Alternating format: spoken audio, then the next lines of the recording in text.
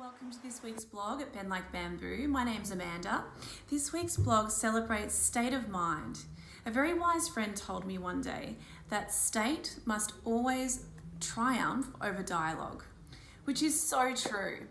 So it's really important to understand what a fantastic, positive, connected state of mind is for you, to get used to what that even feels like so that you can capture that from the start of the day. How you start your day is everything, and that will then translate across to the rest of the day and into all the other areas of your life. It's also very important to be able to catch yourself and acknowledge when you're not in a great state of mind or a good energy within your mind and body. And you'll know when that is. It's when you go into autopilot. A good example is of when you're thinking of the past, over-analyzing the future. You kind of feel like you're just on autopilot. You might be functioning, but you're not really switched on or connected and thinking.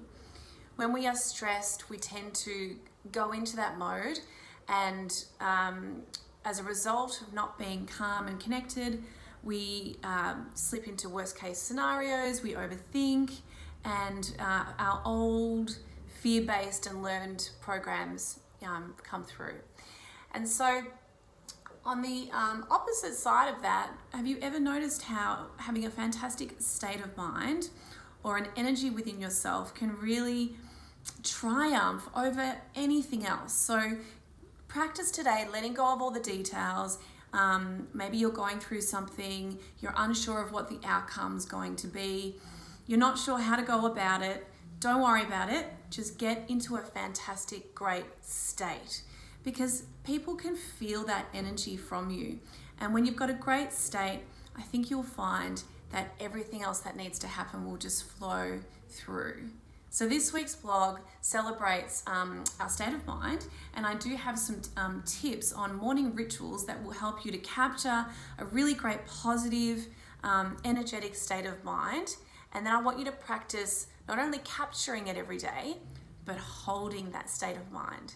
And when you're thrown off path, use something like a wristband to catch yourself so you can bring yourself back into the moment where you are your most calm, in your most innovative state, where you can problem solve and deeply connect to your intuition. And then you'll always know what's right for you. So I hope you enjoyed this week's blog, and I'll see you guys next week.